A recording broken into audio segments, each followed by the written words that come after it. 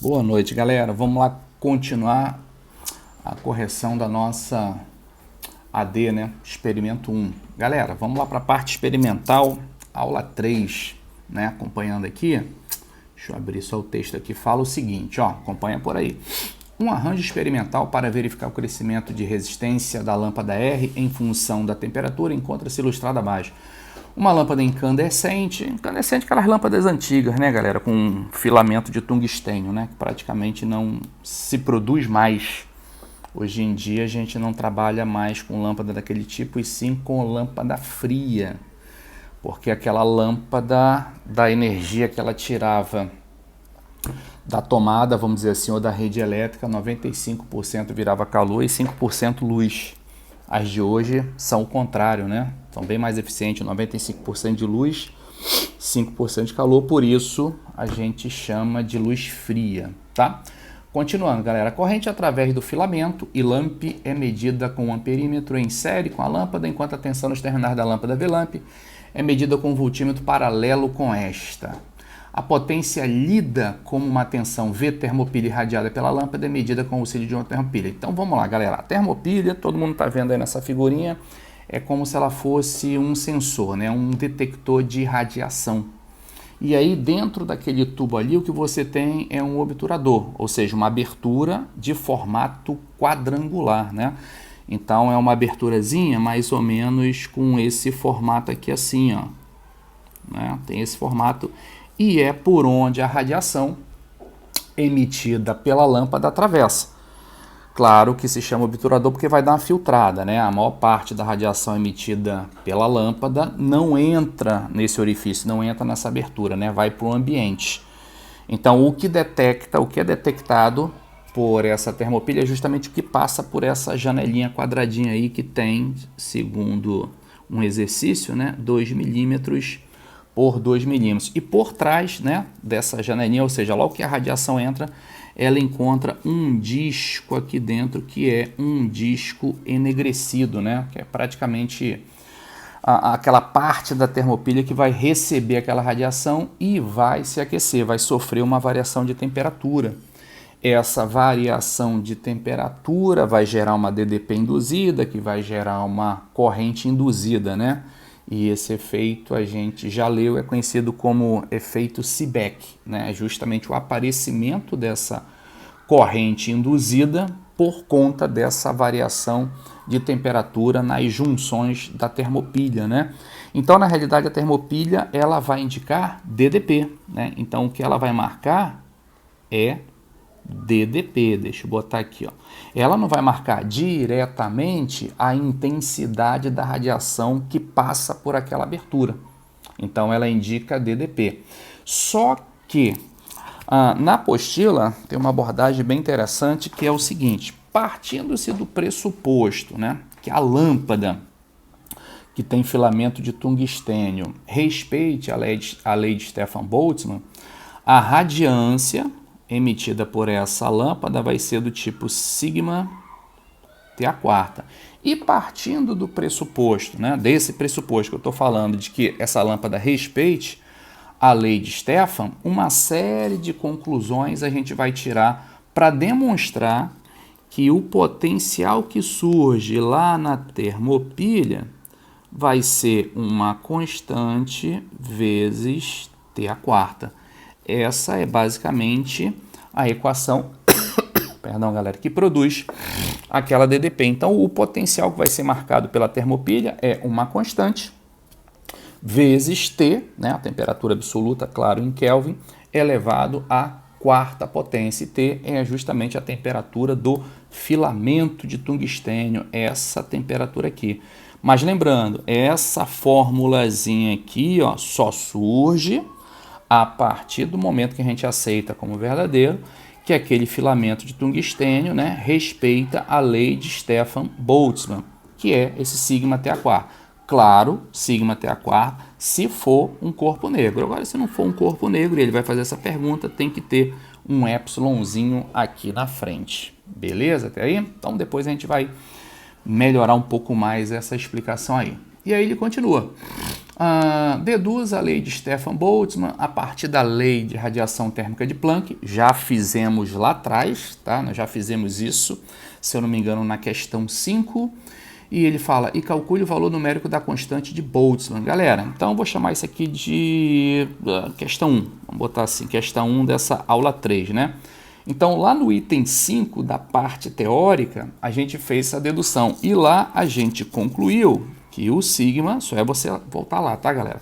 É 2π à quinta, k elevado a 4, 15c ao quadrado, h ao cubo. E aí você substitui essas constantes todas, né? O k é a constante de Boltzmann, não é a constante de Stefan Boltzmann, por favor, né?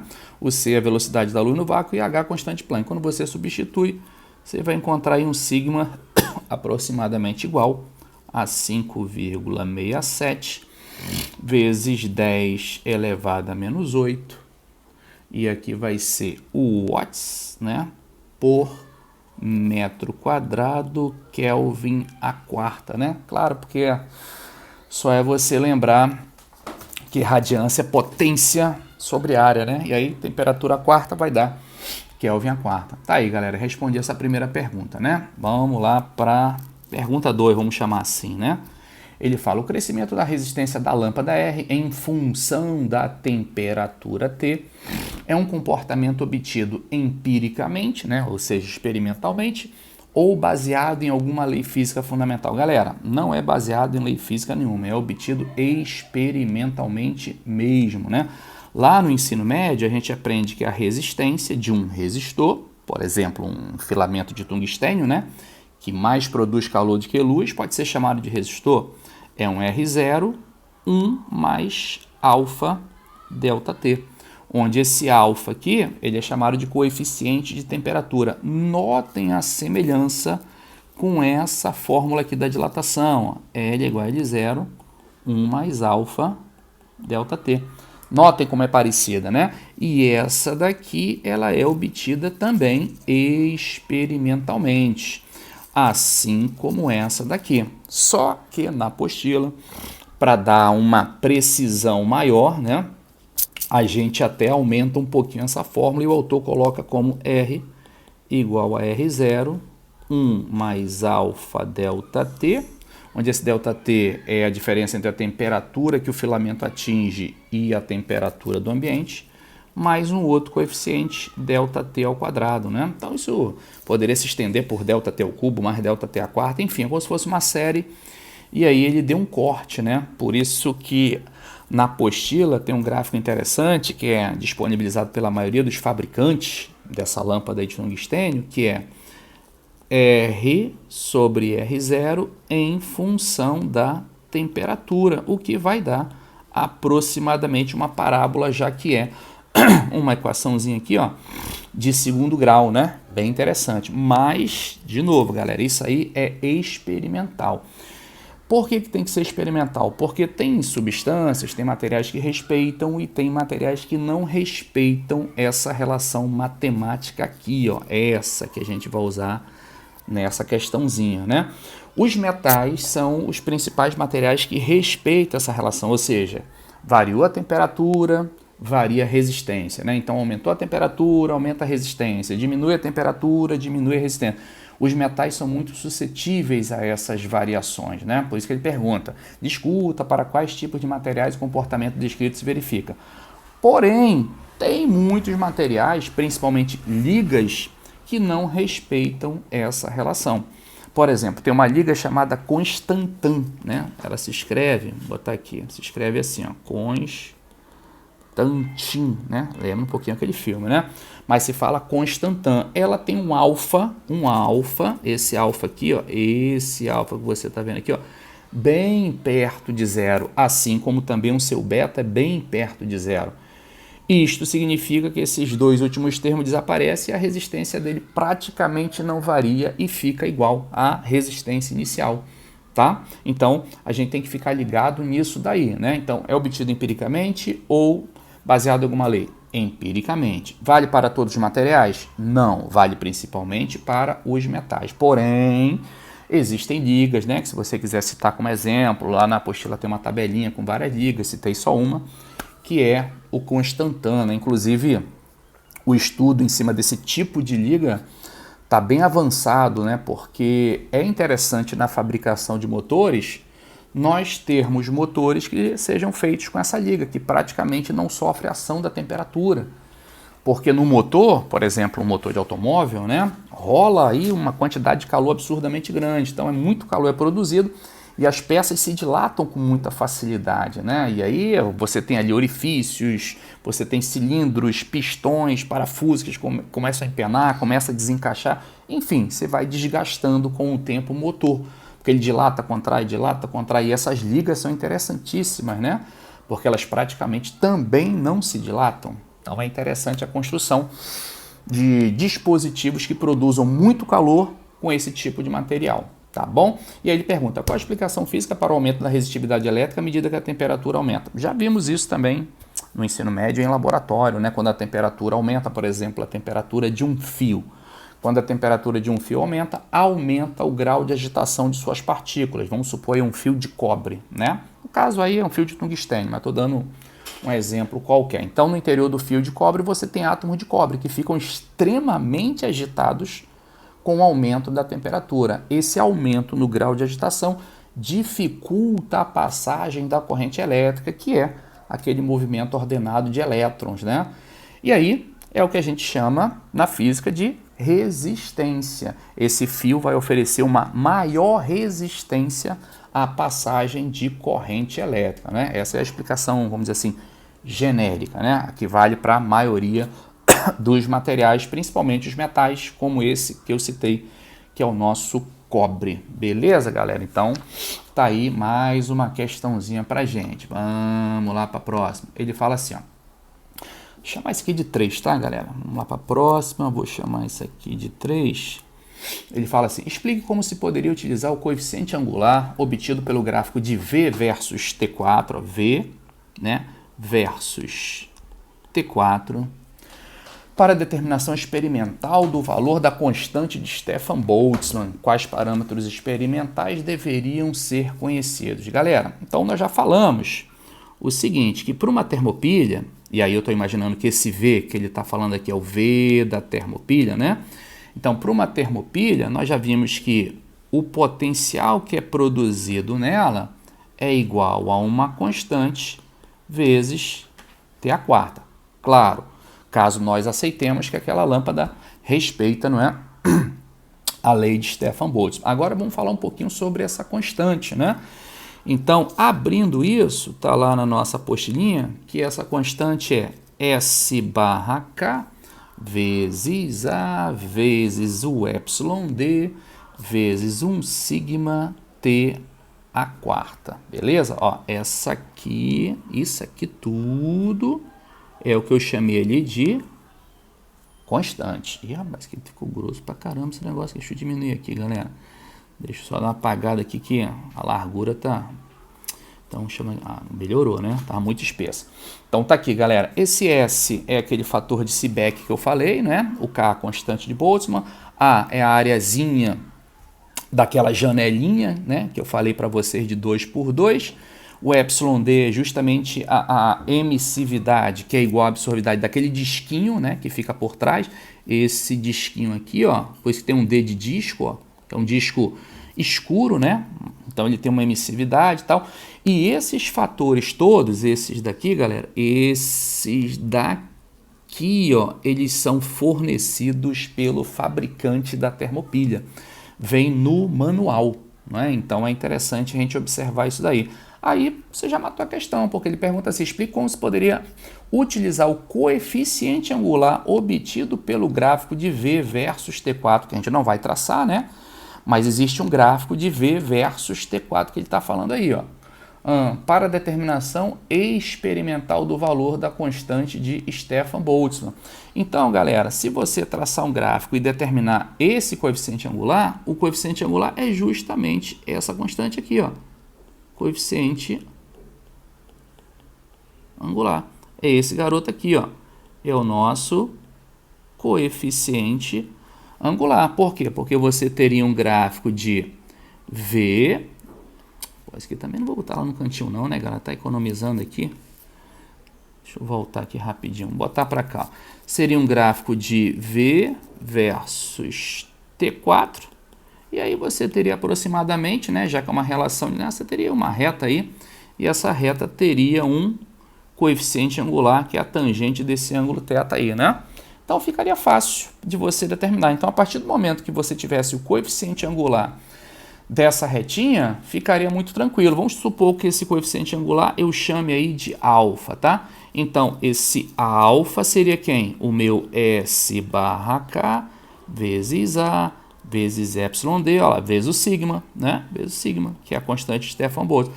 Aí você isolaria o nosso sigma, que ficaria o alfa, que é o coeficiente angular, dividido por S barra K vezes Azinho vezes YD.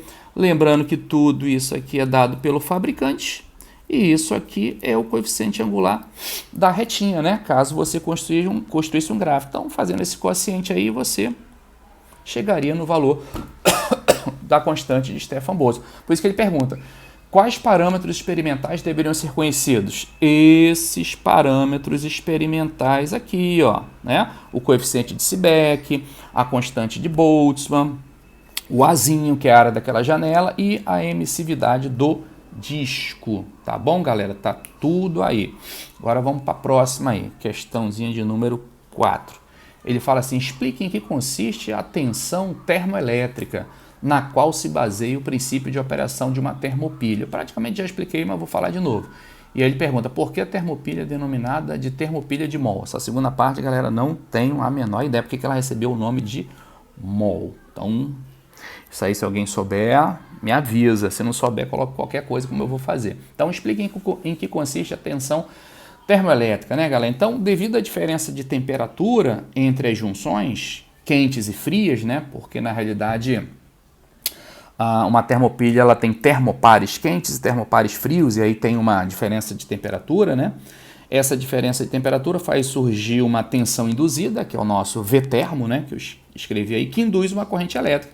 Isso é conhecido como efeito Seebeck. Essa tensão gerada nessa série de termopares será tanto maior quanto maior a potência incidente, né? A parte interessante da dependência entre o V-termo e a potência incidente é isso daí. Porque que, senão o aluno poderia perguntar, né? Pô, tem relação essa DDP que ela indica com a potência emitida pela lâmpada? Tem, porque quanto maior a potência incidente, né, no obturador, nota-se, claro, né, que aumenta a tensão na termopilha. Então você vai variando a potência emitida pela lâmpada, por exemplo, aumentando a potência, né, você vai vendo que a DDP na termopilha também vai aumentando. E aí, como é que você aumenta a potência? Mexendo no produto UI, né? Então, potência é U vezes I. Então, a gente mexe no UI, por isso tem uma questãozinha, se não me engano, é a última, né? Mexendo com U, mexendo com I, para a gente calcular a potência fornecida. E à medida que a potência aumenta, a DDP registrada pela termopilha também. Então, tá aí, galera. Tá praticamente respondido, nem vou falar muito, né? Essa parte teórica até tem na apostilinha. Aí ele continua, vamos lá para a nossa questão de número 5, né? Bom, considere os seguintes valores para a corrente que passa através do filamento I-lamp, enquanto as tensões nos terminais da lâmpada V-lamp forem variados de 1 até 8. Aquilo que eu falei, né? Varia U, varia I, então varia U vezes I, que é a potência. Qual a relação que permite determinar a temperatura absoluta T do filamento em função da sua resistência elétrica Rzão? Galera, essa fórmula que ele está pedindo vem desta relação matemática aqui, ó, onde você, ou dessa, né, tanto faz que são iguais, né, onde você tem que extrair daí o T, que é a temperatura final, né, considerando-se, claro, que a temperatura inicial é zero, como ele falou na questão, esse ΔT vira T, né? Então, descobrir T é como se você tivesse que resolver aquela equaçãozinha do segundo grau para achar a raiz, né? Fazendo isso daí, você chega na seguinte relação matemática, que está lá na nossa apostilinha. 273, porque é brincadeira em Kelvin, né? 1 sobre 2 beta, e ele deu alfa e beta, né? Aqui você abre um colchetezinho, E aí vai ficar raiz de alfa ao quadrado mais 4 beta, que multiplica R final, né? Sobre R inicial. Esse RT eu botei só para indicar que a resistência que varia com a temperatura, tá, galera? Mas pode botar só R, não tem problema nenhum, não. Fecha aqui, ó, menos alfa e fecha aqui. Pronto. É essa a relação que ele está pedindo aí, ó, que permite determinar a temperatura absoluta T do filamento em função da resistência R. E aí ele deu alfa, deu beta e deu a resistência inicial, né? Então fica fácil de você calcular. Então, ó, galera, ele deu alfa, deu beta e deu a resistência inicial, tá bom? Mas peraí, Marcelo, como é que eu vou calcular essa resistência final aí? Primeira lei de Ohm, U igual a RI, né? Para cada par ordenado UI, você tira um R. É justamente isso, para cada R, uma temperatura. É assim que a gente vai preencher a tabelinha, né? Galera, e aí, baseado nessa formulazinha, agora deixa eu ver se eu acho aqui a nossa... Ai, tabelinha, galera, que eu fiz aqui um rascunho, tá aqui, ó. Olha lá, tabelinha para vocês darem uma olhadinha aí, tudo bonitinho, ó. Deixa eu só mexer aqui rapidinho, tá, galera? Aqui é outra canetinha, então vamos que vamos, ó. Isso aqui, essa coluna aqui, você obtém justamente por U igual a R vezes I, né? Olha lá, tá aqui a coluna do U, tá aqui a coluna do I. Galera, esses números vermelhos que você está vendo nessa coluninha aqui, ó, na primeira coluninha, são as temperaturas que eu obtive por aquela formulazinha, tá? Essa formulazinha que está aqui em cima. Deixa eu fechar aqui de novo, ó. Então, por essa formulazinha que você está vendo aqui em cima, tá? T igual a 273, tal. Então, o que eu fiz? Para cada I e V, eu calculei um R, né? Deixa eu mexer aqui de novo para eu mostrar para vocês que isso aqui é rascunho mesmo, não tem problema nenhum. Então, deixa eu botar isso aqui para cá, beleza. Então, olha só, galera. Então, para cada I... Opa, esqueci de selecionar aqui. Ah lá. Para cada I e para cada U, você tem um R, né? Para cada I e para cada U, você tem um R. E aí, com o R, você joga na fórmula lá em cima e calcula T. Olha lá os T's que eu estou calculando. Aqui, aqui, aqui. Claro que é aproximado, né, galera? Tenho que ter esse T para eu calcular o log de T, né? E aí ele me deu o V da termopilha, ó. Cuidado que está em milivolts, né? E aí eu calculo o log disso aí, é só para você saber que está em milivolts, tá, galera? E aí está aqui os logs, né? De V termo por Tlamp. Bonitinho, né? Então, bem fácil, galera. Então, com o I, com a coluna do U, coluna do I, você calcula a coluna do R. Pega cada um desses R, joga na fórmula da temperatura lá em cima, e aí você calcula a temperatura para cada resistência. Foi o que eu fiz lá na primeira coluna, né? Tive aquele trabalho todo ali de botar ali naquele cantinho. Calculada a temperatura, você calcula o log dessa temperatura, gera essa coluna aqui, e o V da termopilha foi dado, você gera essa última coluna aqui, tá? E aí, galera, ele pede também, lá embaixo, faça um gráfico, né? Agora eu vou voltar para lá, galera. Faça um gráfico de log de V da termopilha versus log da Tlamp. Então, galera, voltando para lá. Então, ele quer que você construa um gráfico, vou botar aqui, né? Escrever aqui, um gráfico de, deixa eu botar aqui, log de V versus, né, ou X se você quiser, log de T. E aí vamos devagarzinho, vamos tentar fazer uma previsão teórica primeiro, né? Nós já vimos que o V da termopilha é uma constante vezes T a quarta, tudo bem? Aplica log dos dois lados, fica log de V igual a log de uma constante vezes T a quarta. Então, vai ficar log de V igual a log de uma constante mais log... Ui, caramba, foi mal, galera. Log de T a quarta, beleza? E aí vai ficar organizando log de V igual a esse 4, não esqueça da propriedade logarítmica que cai, né? Fica log de T mais o log de uma constante. Olha que legal, galera. Chamando isso aqui de Y.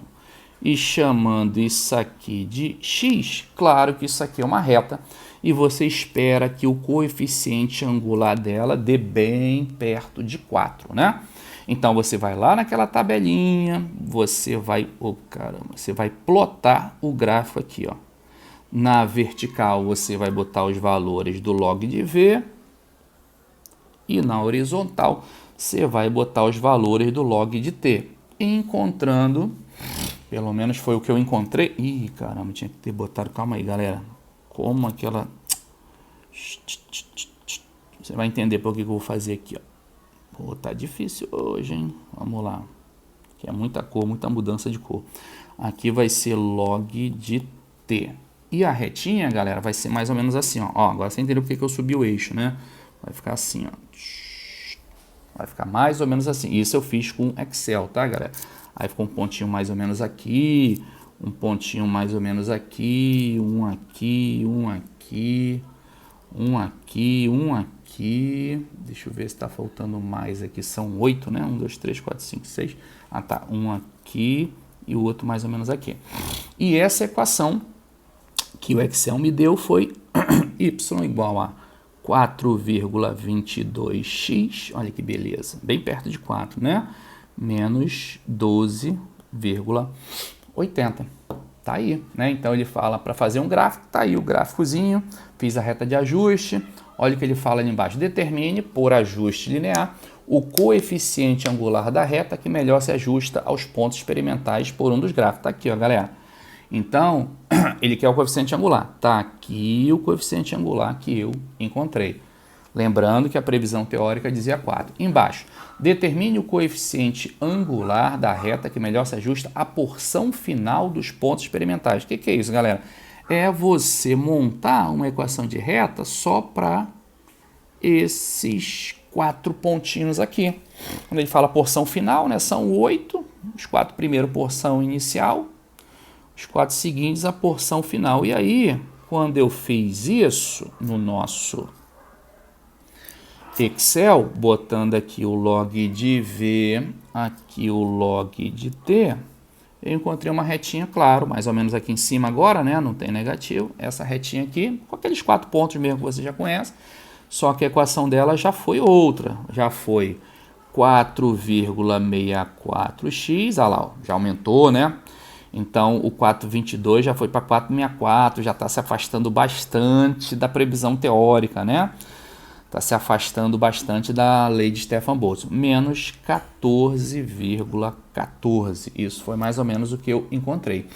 Aí ele fala assim, determine o coeficiente angular da reta que melhor se ajusta à porção final dos pontos experimentais e discuta o resultado obtido. Então, a discussão está praticamente aí, né, galera? Você tem que notar que com o aumento da temperatura, né, porque o gráfico tem 2 partes, né? Por exemplo, se você pegar esse gráfico aqui de cima, esse aqui, ó, ele pode ser dividido em 2 partes, né? A parte aqui, essa partezinha aqui, ó, temperaturas menores, e essa partezinha aqui, ó, temperaturas maiores, né? Então, você nota que quando você aumenta a temperatura, o coeficiente angular se afasta desse valor 4, indicando que a lei de Stefan Boltzmann começa a perder a sua validade. Tranquilo? E depois a gente vai discutir por que provavelmente isso acontece. A gente vai descobrir isso dentro de uma pergunta que ele vai fazer também. Beleza? Foi. Vou prosseguir aqui, galera. Aí vem aqui. Aí vem uma partezinha para o gráfico, né? Aí ele pergunta assim, os resultados obtidos são conclusivos para a verificação da lei de Stefan Boltzmann? Interrogação. Discuta com base em dos gráficos em cima, né? Não sei se é em um dos gráficos traçados, enfim, nos gráficos traçados e no valor do coeficiente angular determinado. A lâmpada pode ser considerada como um corpo negro ou cinza, justifique. Galera, então eu vou falar como eu coloquei, né? De acordo com os resultados que a gente obteve, a gente pôde observar que a lei de Stefan Boltzmann foi verificada com uma boa aproximação, né, galera? Principalmente aqui, né? Que a gente pode colocar aí um monte de motivo para isso aí ter dado diferente, né? Mesmo que a gente tome todos os cuidados em experimento, você sabe que sempre tem uma margenzinha de erro.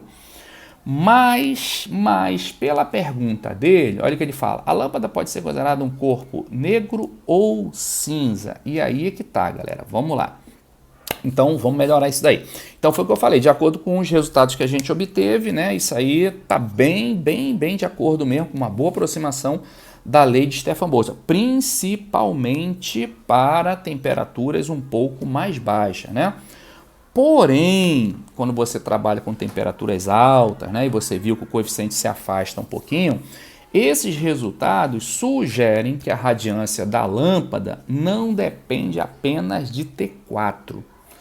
Ou seja, essa lâmpada deve possuir uma emissividade que varia com a temperatura. É por isso que quando você começa a aumentar muito a temperatura, os resultados começam a fugir um pouquinho dessa lei de Stefan Boltzmann, né? Então a gente tem que ficar ligado nisso, justamente porque aquele corpo ele tem uma emissividade que varia com a temperatura. Então vamos supor que você esteja aumentando muito a temperatura da lâmpada, não é?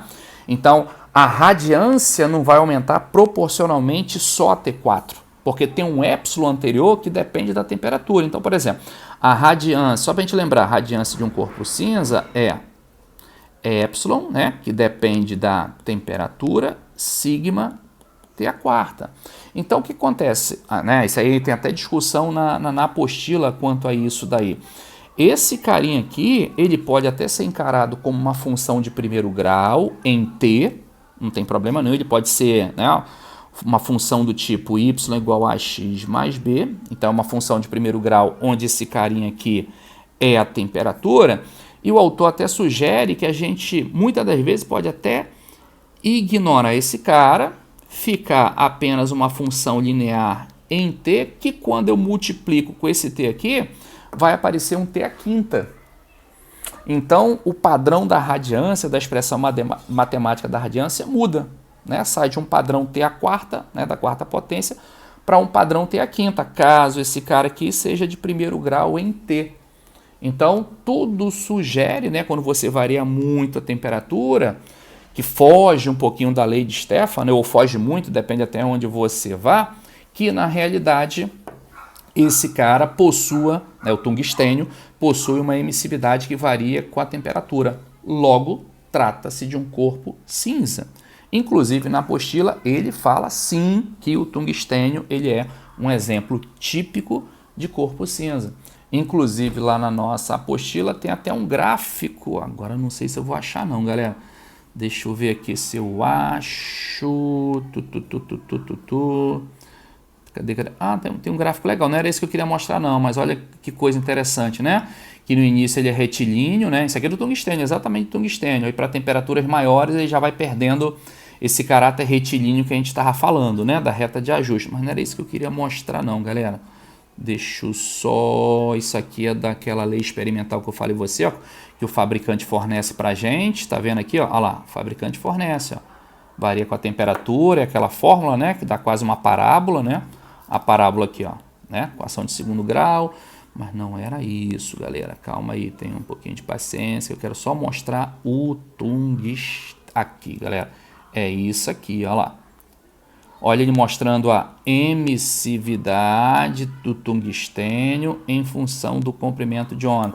Ele está querendo mostrar, galera, que quando você muda a temperatura, ó, a curva muda. Mas o formato dela praticamente permanece o mesmo para todas as faixas que compreendam o lambda. Né? Então, independentemente do lambda, as curvas sempre terão a mesma cara. Só muda um pouquinho por causa da mudança da temperatura. E em algum lugar aqui, galera, ele fala em um corpo cinza, né? Não sei onde é, não sei se é por aqui, mas ele fala que...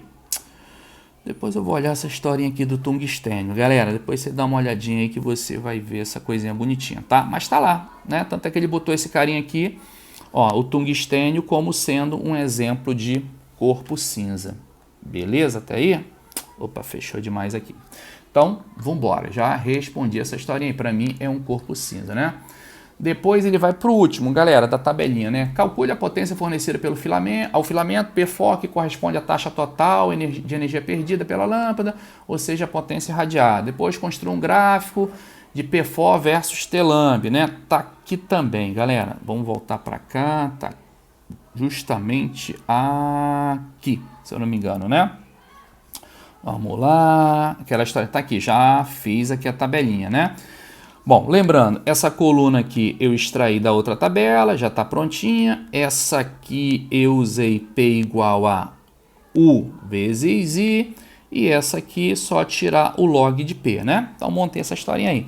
Aí ele fala aí, faça um gráfico de log de P versus log de lamp. Galera, eu joguei isso aqui e isso aqui, né? No nosso Excel. E aí vamos voltar para lá. Quando eu joguei no Excel, você obtém uma curva mais ou menos assim, ó, log de P, já estou desenhando de qualquer jeito que eu estou cansado, galera, versus log de T, né? Você vai ter uma retinha mais ou menos aqui assim, e aí você vai ter um pontinho aqui, deixa eu ver, são 8, né? Um pontinho aqui, mais ou menos, tá, galera? Mais ou menos como o Excel me mostrou, um aqui, mais ou menos, outro mais aqui, um aqui, aí foi um aqui e outro aqui. E ele me deu que essa equação é y igual a 3,33x. Isso é para a lâmpada, tá, galera? A gente mudou o foco.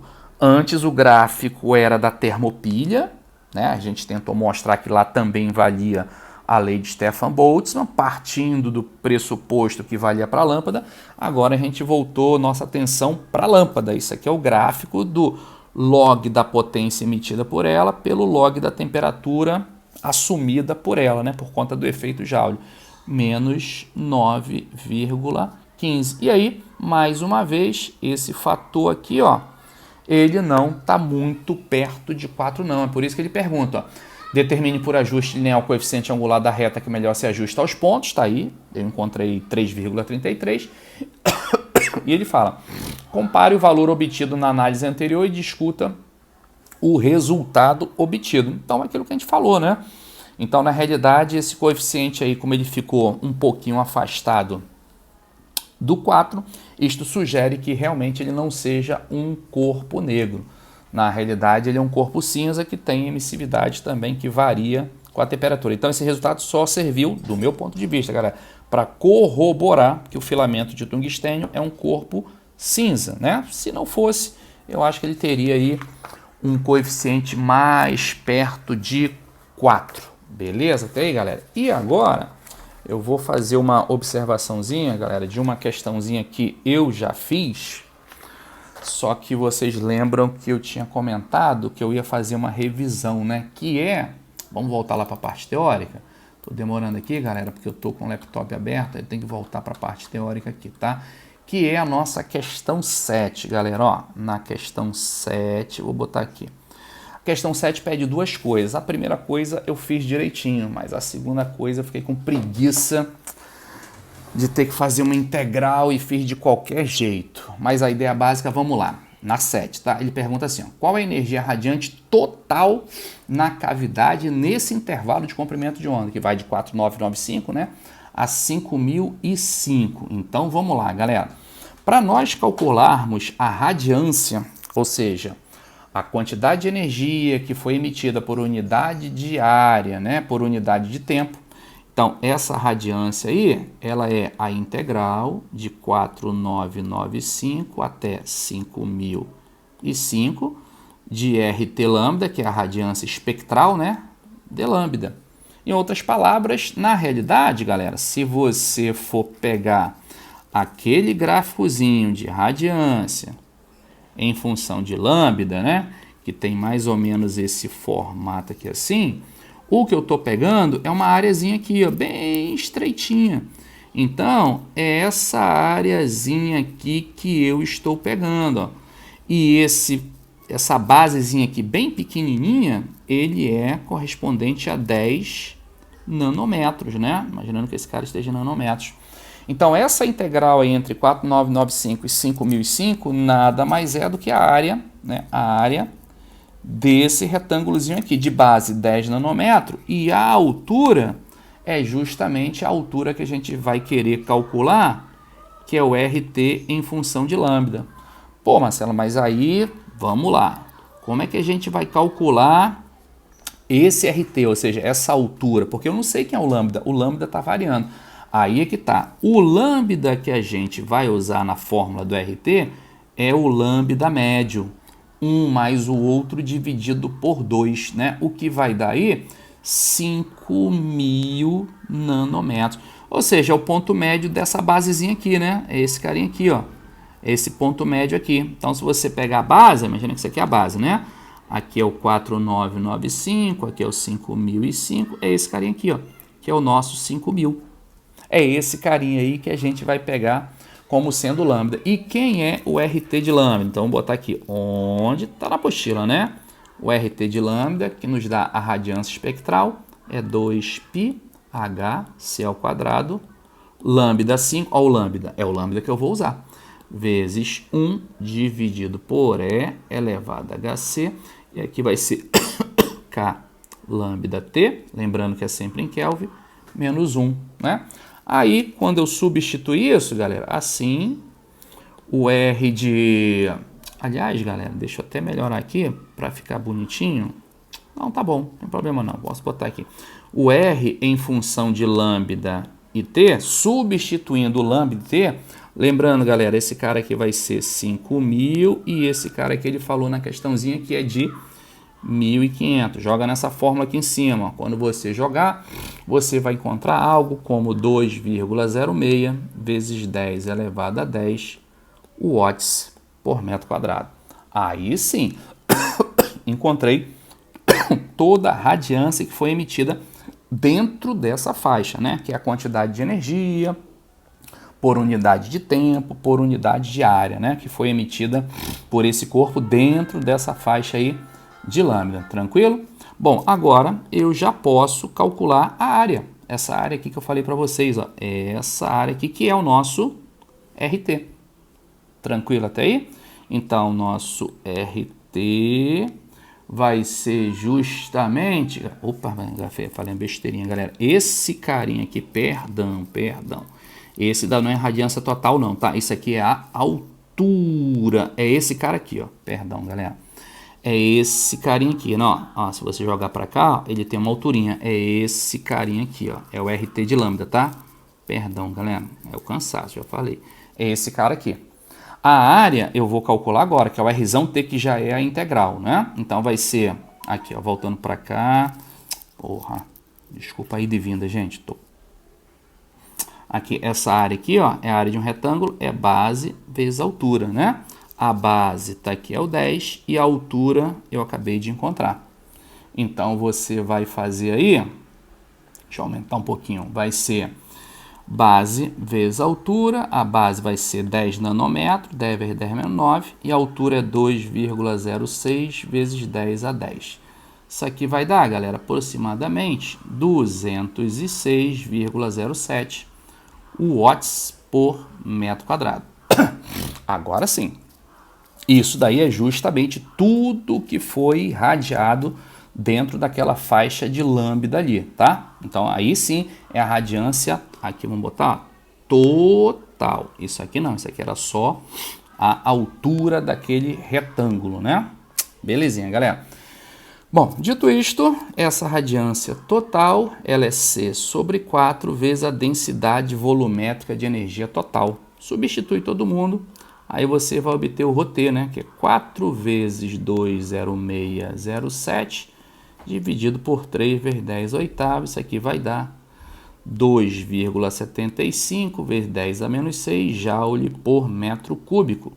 Agora sim, como eu sei que isso é densidade volumétrica, então a energia total vai ser a densidade volumétrica vezes o volume, né? Então vai ser 275 vezes 10 a menos 6, 2 vezes 10 a menos 2, né? Porque ele está falando aí que é um cubinho de aresta 2. A cavidade, né? Tem esse formato aí. Então a energia total vai dar aproximadamente 2,20 vezes 10 a menos 11 joule. Pronto, galera. Aí sim, para mim já é um resultado mais coerente do que aquele que eu encontrei no último vídeo, tá bom, galera? É porque aquele ali eu fiz essa integral aqui, ó. Cadê? Essa integral aqui eu fiz de 0 a infinito. Então eu peguei toda essa área aqui, ó, por preguiça de fazer de 4995 a 5005. Mas como eu notei que é um intervalo muito estreito, é como se fosse um micro retângulo, né? Lembra que a gente fatia na integral? Eu falei, opa, dá para fazer por base vezes altura, né? Sendo que a base é o nosso 10 nanômetro e a altura eu posso obter pela fórmula da radiância espectral, fazendo o lambda igual ao lambda médio. Aí ficou mais perto da realidade. Tá bom, galera? Então, foi mais ou menos assim que eu fiz esse experimento 1. Espero que vocês tenham entendido. Qualquer dúvida é só postar no grupo que a gente faz aquele bate-bola. E nunca é demais lembrar, galera, isso aqui é só uma orientação, né? Isso aqui é mais ou menos o que eu fiz, o que não quer dizer que necessariamente esteja correto, certo? Mas é aquela velha história, todo mundo de mão dada, né? Ninguém larga de ninguém. Se um se der bem, todo mundo se dá bem. Se um se der mal, todo mundo se dá mal.